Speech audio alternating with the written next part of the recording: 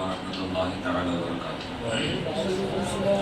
حضرات، ہم نے جہاں تک ممکن ہو سکا رمضان المبارک کے روزوں کے متعلق، نیت کے متعلق، سحری اور افطار کے متعلق مسائل سماعت کر لیے ہیں۔ اب ہم رمضان المبارک میں ایک اہم عبادت جو چاند دیکھ کر شروع کرتے ہیں اور چاند دیکھ کر ختم کرتے ہیں، جسے مراد نماز تراویح کہتے ہیں، اس کے بارے میں کچھ ضروری معلومات آپ حضرات کے سامنے پیش کر رہا ہوں۔ اسے بغور سماعت کریں اور اسے یاد رکھنے کی کوشش کریں۔ نماز تراویح آخر ہے کیا؟ تو کہتے ہیں نماز تراویح مرد اور عورت سب کے لیے بالاجماع سنت مؤکدہ ہے۔ کیا ہے؟ سنت مؤکدہ ہے۔ اس کا چھوڑنا جائز نہیں ہے۔ بنا عذر شرعی تراویح کی نماز نہ پڑھنے والا شرعی مجرم اور گناہگار ہے۔ کوئی شرعی عذر نہیں ہے، اس کے علاوہ جان بوجھ کر تراویح کی نماز نہیں پڑھتا ہے، چھوڑتا ہے، تو وہ گناہگار ہے، شرعی مجرم ہے۔ حضرات خلفائے راشدین رضی اللہ تعالیٰ عنہ اجمعین نے اسے ہمیشہ ادا فرمایا ہے۔ اس لیے حضور اکرم صلی اللہ تعالیٰ علیہ وسلم نے ارشاد فرمایا کہ میری سنت اور خلفائے راشدین کی سنت کو اپنے اوپر لازم سمجھو۔ میری سنت اور خلفائے راشدین یعنی خلفائے اربعہ، حضرت ابوبکر صدیق، حضرت عمر فاروق اعظم، حضرت عثمان غنی، حضرت معاویہ علی رضی اللہ تعالیٰ عنہ اجمعین کی سنت کو اپنے اوپر لازم پکڑو، ضروری پکڑو۔ اور خود حضور اقدس صلی اللہ تعالیٰ علیہ وسلم نے بھی تراویح کی نماز پڑھی ہے اور اسے بہت پسند فرمایا ہے۔ صحیح مسلم میں حضرت ابو ہریرہ رضی اللہ تعالیٰ عنہ سے روایت ہے کہ حضور صلی اللہ تعالیٰ علیہ وسلم نے ارشاد فرمایا، جو رمضان میں قیام کرے ایمان کی وجہ سے اور ثواب طلب کرنے کے لیے تو اس کے سب گناہ بخش دیے جائیں گے۔ جو رمضان میں قیام کرے ایمان کی وجہ سے اور ثواب طلب کرنے کی وجہ سے تو آقا کریم صلی اللہ تعالیٰ علیہ وسلم نے ارشاد فرمایا کہ اس کے سارے گناہ بخش دیے جاتے ہیں۔ اور جو گناہ بخشے جاتے ہیں ان سے مراد گناہ صغیرہ ہوتے ہیں، گناہ کبیرہ بغیر توبہ کے معاف نہیں ہوتے ہیں۔ لہٰذا کوئی گناہ کبیرہ کا مرتکب ہوا ہے اور اس نے سوچا کہ ہم نے تراویح پڑھ لیا، روزہ رکھ لیا یا نفلی صدقہ کر دیا تو ہمارے گناہ معاف ہو گئے، ایسا نہیں ہے۔ گناہ صغیرہ جو ہوتے ہیں وہ ان اعمال سے معاف ہوتے ہیں، اور جو گناہ کبیرہ ہوتے ہیں ان پر توبہ لازم ہے۔ جب تک بندہ توبہ نہیں کرے گا وہ گناہ اس پہ معاف نہیں کیے جاتے ہیں۔ دور رسالت اور حضرت صدیق اکبر رضی اللہ تعالیٰ عنہ کی عہد خلافت میں تراویح کی نماز جماعت سے نہ ہوتی تھی، سرکار دو عالم صلی اللہ تعالیٰ وسلم کے زمانے میں، اور حضرت ابوبکر صدیق رضی اللہ تعالیٰ عنہ کے زمانے میں تراویح باجماعت نہیں پڑھ جاتی تھی، سب فردن پڑھتے تھے تنہا تنہا۔ حضرت سیدنا عمر فاروق اعظم رضی اللہ تعالیٰ عنہ اپنے عہد خلافت میں رمضان شریف کی ایک رات مسجد کو تشریف لے گئے اور لوگوں کو متفرق یعنی الگ الگ طور پر تراویح کی نماز پڑھتے پایا۔ کوئی تنہا پڑھ رہا ہے، کسی کے ساتھ کچھ لوگ پڑھ رہے ہیں۔ فرمایا، میں مناسب جانتا ہوں کہ ان سب کو ایک امام کے ساتھ جمع کر دوں تو بہتر ہوگا۔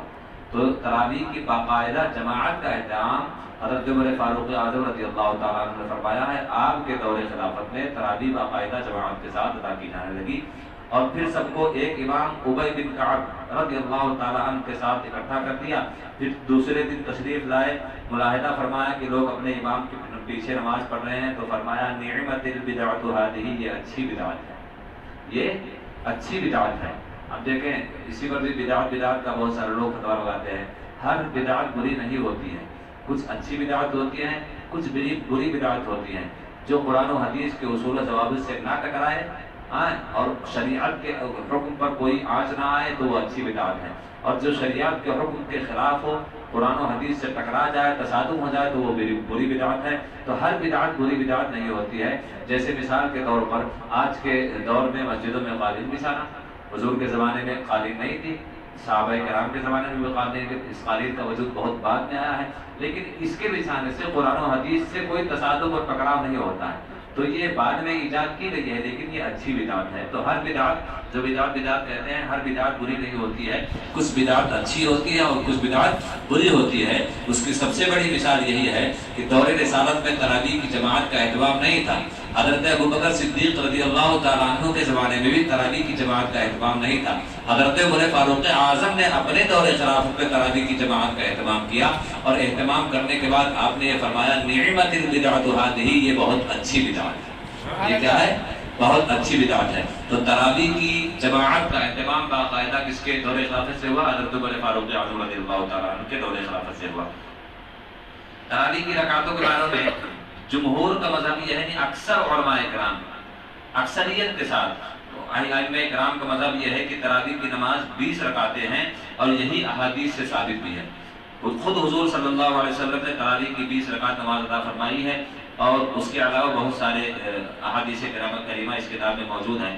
ایک حدیث مبارکہ سن لیں، حضرت عبداللہ ابن عباس رضی اللہ تعالیٰ عنہما سے مروی ہے کہ حضور اقدس صلی اللہ تعالیٰ علیہ وسلم کا رمضان میں بغیر جماعت کے 20 رکعت نماز تراویح وتر پڑھتے تھے۔ یہ بہقی شریف کی روایت ہے، بغیر جماعت کے ساتھ 20 رکعت نماز تراویح اور وتر پڑھتے تھے بغیر جماعت کے ساتھ۔ جماعت کے ساتھ کا اہتمام تو کس نے کیا؟ حضرت عمر فاروق اعظم رضی اللہ تعالیٰ عنہ نے۔ اور بھی روایتیں ہیں انشاءاللہ العزیز تراویح کی رکعات کے بارے میں کہ 20 رکعت ہے، کچھ لوگ 8 پڑھتے ہیں نا، تو 20 رکعت کے بارے میں بہت ساری روایت ہیں۔ انشاءاللہ کل ان روایات کو بیان کیا جائے گا۔ اور تراویح کی بعد دعا، اس میں ہاتھ اٹھانا چاہیے کہ نہیں؟ سبحان الملک القدوس، سبحان ذی الملک والملکوت پڑھتے ہیں، اس میں ہاتھ اٹھانا چاہیے کہ نہیں اٹھانا چاہیے، اس کا مسئلہ انشاءاللہ العزیز کل بیان کیا جائے گا۔ اللہ تعالی ہمیں ان تمام مسائل کو سیکھنے اور اس پر عمل کرنے کے توفیق عطا فرمائے۔ السلام علیکم ورحمۃ اللہ تعالی وبرکاتہ۔